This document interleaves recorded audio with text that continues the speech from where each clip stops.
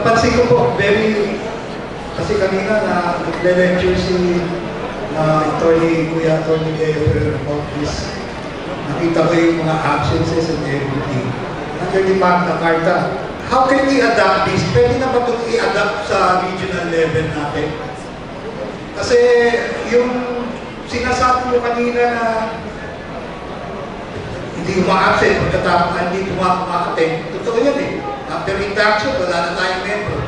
Ngayon, governor, gusto ko man i-suspend yan, aawayin lang tayo.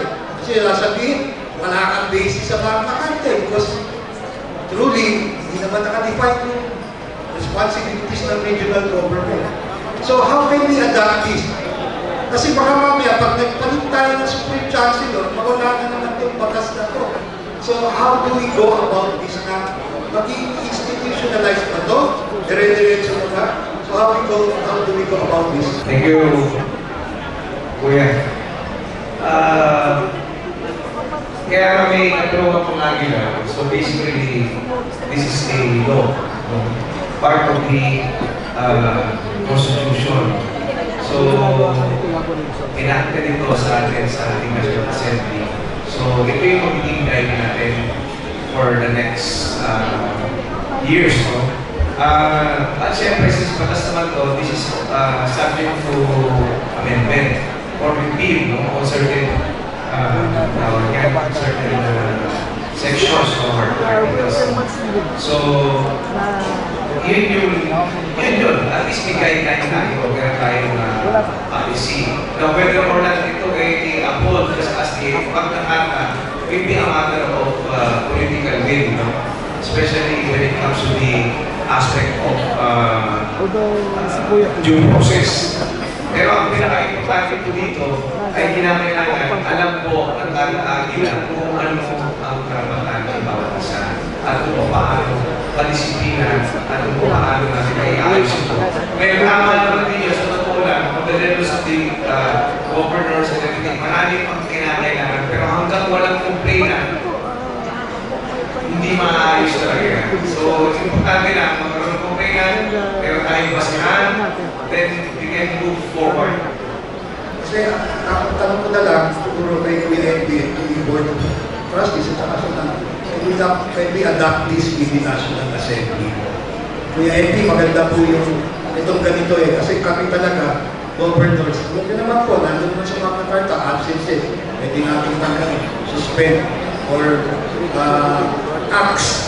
Very general yung nakalagay sa Magna Carta, how can you expel a member? Acts which are inimical or which ruins the name and reputation of the fraternal organization.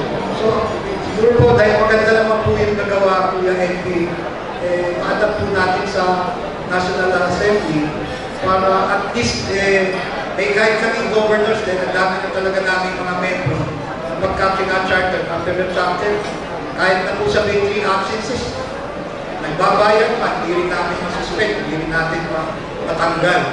Gusto lang maging amin na talaga. This law will be implemented. Co-confirm lang natin this coming March 21, sa 22. Then after the assembly this March, this will be implemented immediately. Kaya ginawa natin yan dahil yun, katulad yan, the same complaint. And still, all the complaints should undergo the tinatawag natin due process. Kaya tama yung yung observation mo po yan, and we will take notice for that immediately after the assembly. Thank you po. Kaya may nagre-renewal tayo ako nga. Abono muna para lang sa mga membro. I think we need to be strict about this kasi para ma-define na talaga yung roles nila as members. Kasi hindi ako makapag-cite alam mo naman sa atin sa organization natin para lang ma-maintain yung regional status natin sa national. We have to have members. But I think it's high time for us to really have discipline within the organization. Hindi naman final piece itong batas na ito natin additional. Actually, magkakaroon doon ang IATA implementing rules. regulation. So, nandoon yung specific, kasi ito general, actually, nandoon yung mga policies ko eh. So, but we have to put this into a internal rules of regulations para mas maging malinaw kung paano susundin step by step. At yung mga concerns na yan, at nakikita natin yung concerns na yan, yung mga specific na yan. Pero kung ano mga problema talaga yun sa mga with a club resolution, no? Kung kanya yan, paggawa kayo ng rules and regulation, yung tinatawag natin, siguro, free attendance rule. Kasi nangyayari, bayad ka, di ba? Kasi hindi naman nagbayad. Parang gano'n ba? Kaya naman, nagbabayad yung membro, hindi naman kumakain. So, ano ba talaga yung good standing, no? Siguro, it's up to you, no? From your level, from club level na, o regional level, makagawa kayo ng resolution na parang Better. Tama po yung ginagawa ninyo. Wala po, napakaganda po niya. Eh, mas maganda, ano mo naman po eh. Club level region na, yung mga membro natin eh. Hindi sila masyado, pero pag galing national yan, na-exercise. Di ba mayroon kayong club regional, di ba? So, after ng regional nyo, sabihin ko, halimbawa, hindi nyo nasinod sa among your level, di ba?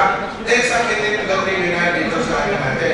Then, we will make action for that. Kasi sa level nyo pala, alam pa lang yung level nyo, kaya yung ano yan, i-control kasi that is your member. Di ba? So, kung mga ganyan lang na yung hindi siya nagbabayad, hindi siya nag-attend, ano na yan, basic na yan na kailangan mo ng expert kasi number one, ikaw naman mag-aabuno, di ba? Tapos hindi mo babayad.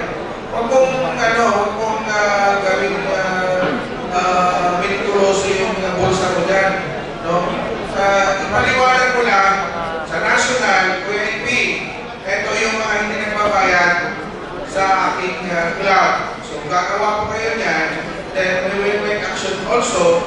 Then, doon sa data natin, nalagyan natin na itong mga member na ito, hindi sila nagbabayad at hindi umate.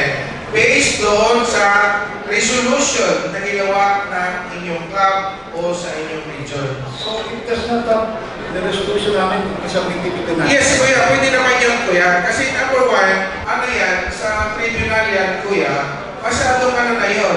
Pero, yung palang resolution nyo, dyan sa level ninyo, kuya, tapos na yun, kuya.